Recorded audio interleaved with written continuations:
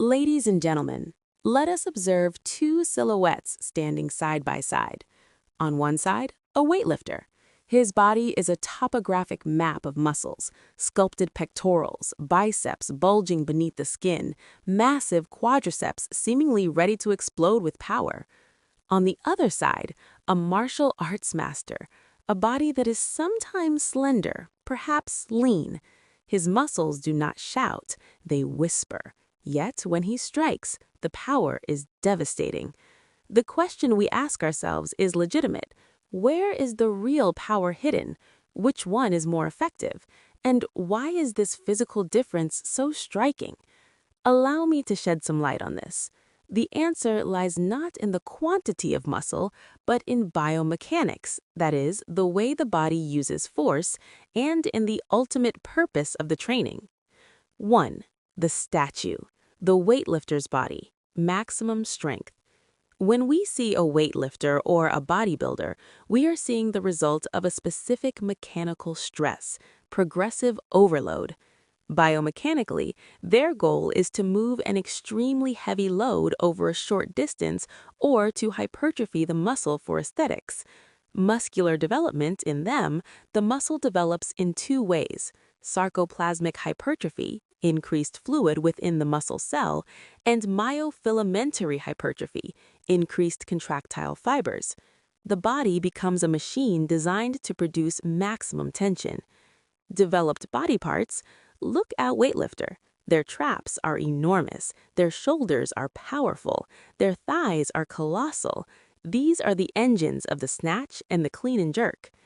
The limitation: this mass is fantastic for lifting a stationary weight, but in terms of combat biomechanics, this mass is often heavy, consumes enormous energy, like a V12 engine idling, and can slow down execution speed.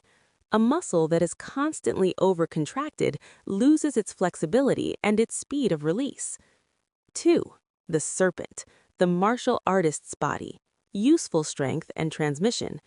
Now let's take the example of a martial artist, say a Thai boxer or a high-level karateka. Their body is different. Why? Because their biomechanical goal is not to lift a bar, but to transfer energy through the body to impact a target. In martial arts, force must not be stored, it must be released. Muscular development, here we often speak of functional muscles and muscle tone. The practitioner develops a system of springs. Their muscles are often longer, leaner. They do not seek to lock their joints to support a weight, but to use them as catapults. Developed body parts, let's focus on what is invisible in the weightlifter, but crucial for the fighter.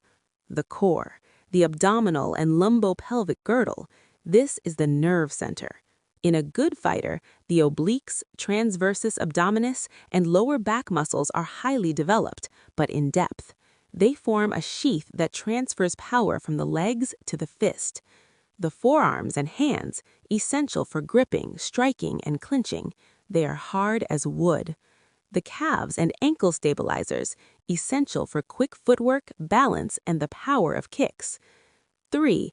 The biomechanical key, speed versus mass. So why is a seemingly less muscular fighter so powerful? Physics gives us the answer: kinetic energy.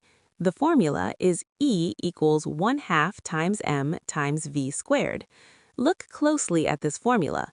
Velocity is raised to the power of 2 squared, while mass is not. This means that if you double your speed, you quadruple your power.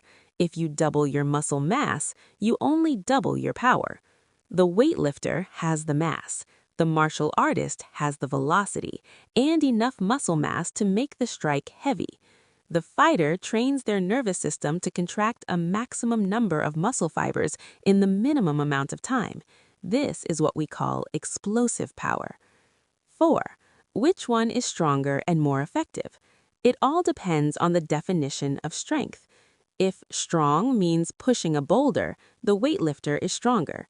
If strong means knocking out an opponent with a short strike without a wind-up, the martial artist has developed a formidable specific strength.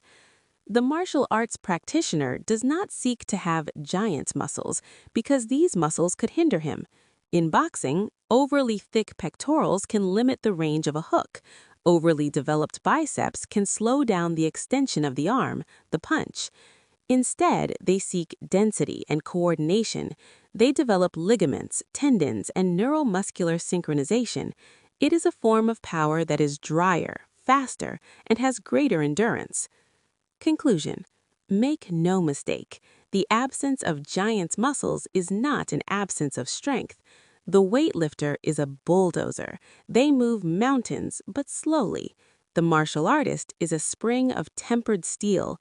They may appear thin, but they store colossal energy capable of being released in a flash. So if you are looking for raw power, admire the muscle. If you are looking for efficiency of movement, explosiveness, and the ability to project force into a tiny space, look beyond the volume.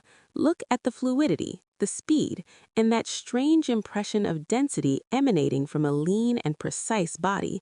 Because in the end, true strength is not always measured by the size of the muscle, but by the quality of its use.